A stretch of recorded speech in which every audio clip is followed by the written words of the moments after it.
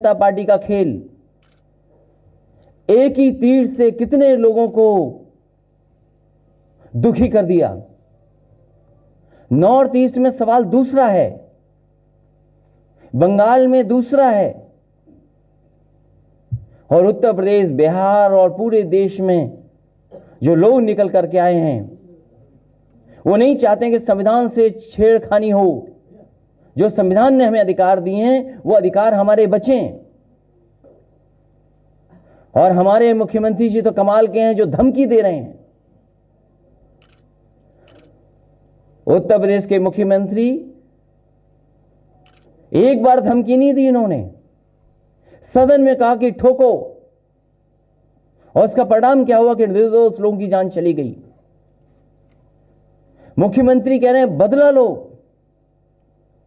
जितनी भी उत्तर प्रदेश में जान गई हैं ये उत्तर प्रदेश की सरकार और मुख्यमंत्री जी की भाषा की वजह से गई हैं। जहां लोग शांतिपूर्ण ढंग से निकले, लोग शांतिपूर्ण ढंग से अपना विरोध कर रहे थे, ये तो अधिकार हमें मिला है।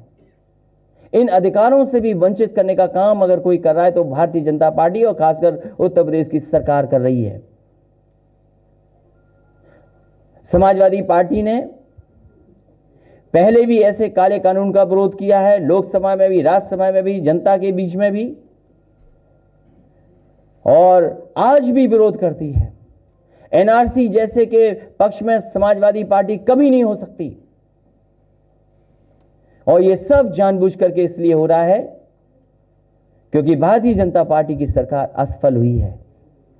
जो लोग ये नारा देते, जो स्क्रीन के पीछे लगा हुआ है नारा, ये हमारी पुराना, सदियों पुरानी बात, हजारों साल पुरानी बात, जो हमारी पहचान है। हमने, भारत के लोगों ने जो भी आया उसे स्वीकार किया, और भारतीय जनता पार्टी के लोग यही कहकर के दुनिया में गर्व करते थे कि हम उस धरती के लोग हैं, हम उस धरती से आते हैं, हम उस धरती के रहने वाले हैं जहां पर सबको सम्मान मिला, हक मिला, और सबको बराबरी के साथ देखते हैं। बताओ हमारी परंपरा का क्या होगा? दुनिया में क्या मुंह लेकर के जाएंगे आप? आज केवल भारत में विरोध नहीं हो रहा है, दुनिया का कोई कोना नहीं बचा जहां विरोध ना हो रहा हो। जामिया के बाद, एएमयू के बाद दुनिया की कोई यूनिवर्सिटी नहीं बची जहां पर विरोध ना हो गया हो। तो ऐसी क्या बात है? और वजह साफ है कि जब अर्थव्यवस्था डूब गई हो, किसान की आय दोगुनी ना कर पा रहे हों, गन्ने की कीमत ना दे पा रहे हों, जो बकाया है गन्ने का वो ना दे पा रहे हों, जो गन्ने की कीमत बढ़नी थी वो ना दे पा रहे हों, धान की कीमत नहीं दे पा रहे किसान को, आलू की कीमत नहीं दे पा रहे किसान को, और बड़ा दावा करते थे कि हम इन्वेस्टमेंट लेके आएंगे। जिस समय 370 पे बहस हुई तब भी मैंने कहा ये कश्मीर में क्या इन्वेस्टमेंट लाएंगे जब उत्तर प्रदेश जैसे प्रदेश में कोई इन्वेस्टमेंट नहीं आया है। हम जानना चाहते हैं कि क्या इन्वेस्टमेंट आया है, और जो हालात पैदा देश के कर दिए हैं, मल्टीनेशनल कंपनियां भी अपना मुनाफा लेकर के भारत से जा रही हैं। कोई इन्वेस्टमेंट नहीं आया है। ये केवल लोगों का ध्यान हट जाए। और जहां तक सवाल दंगों का है, दंगा कराने वाले तो सरकार में बैठे हैं। क्या पिछले वर्ष लोगों को याद नहीं है कौन लोग कराते थे दंगा? और दंगे से लाभ तो उसी को मिलेगा जो सरकार में रहते हैं। इसीलिए जानबूझ करके भारतीय जनता पार्टी नफरत फैला रही है, लोगों को डरा रही है, और कैसे नफरत की दीवार और बड़ी पैदा हो जाए समाज के अंदर, उसकी तैयारी भारतीय जनता पार्टी कर रही है, क्योंकि असली मुद्दों पर भारतीय जनता पार्टी असफल हुई है।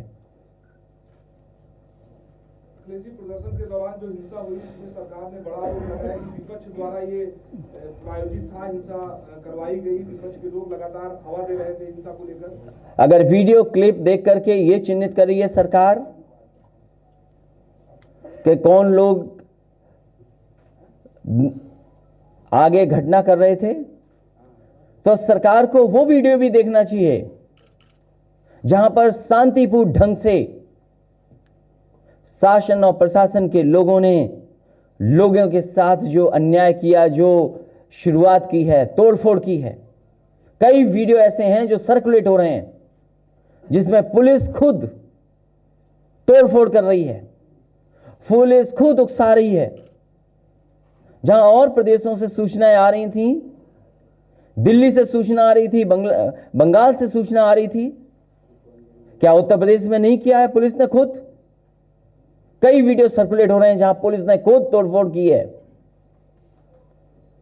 अगर कहने की बस जल गई तो हम तो शासन प्रशासन से कहेंगे आखिरकार वो बस आई कैसे, लाया कौन, उसका वीडियो भी तो आपके पास होगा। सरकार का कहना है कि ये जो सीए आया है इसमें किसी भारतीय नागरिक का कोई नुकसान नहीं है और विपक्ष अपनी राजनीति के लिए केवल इसको हवा दे रहा है।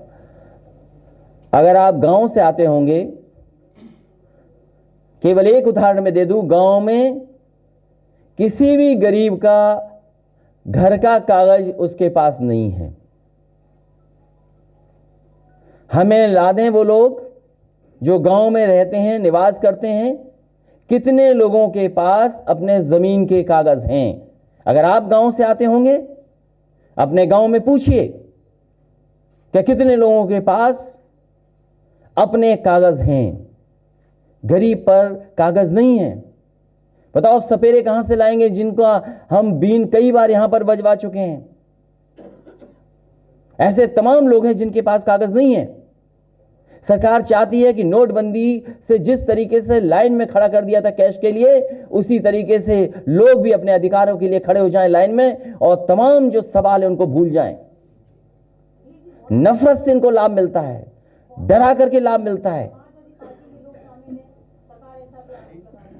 समाजवादी पार्टी का कार्यक्रम शांतिपूर्ण ढंग से हुआ है। समाजवादी कार्यकर्ताओं ने शांतिपूर्ण ढंग से अपनी बात कहने का काम किया, धरना दिया है। अगर किसी ने माहौल बिगाड़ा है तो वो सरकार के इशारे पर सब कुछ हुआ है। क्या मुख्यमंत्री की भाषा हो सकती है कि बदला लो, ठोको?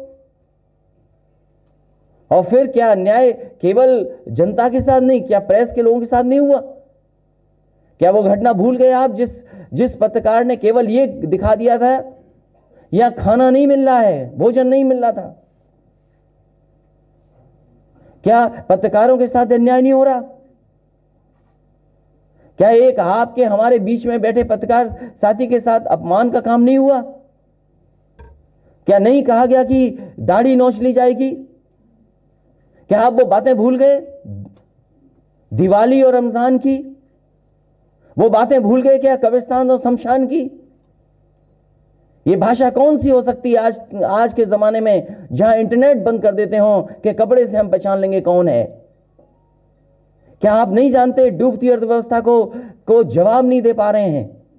नौजवान खड़े हैं लाइन में नौकरी और रोजगार के लिए, उनके पास क्या है?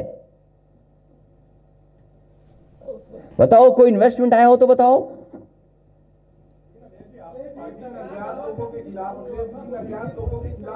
आप पड़ोस का उन्नाव देख लीजिए, दो बेटियों ने की जान चली गई, किस लिए? कि केवल न्याय मांग रही थी।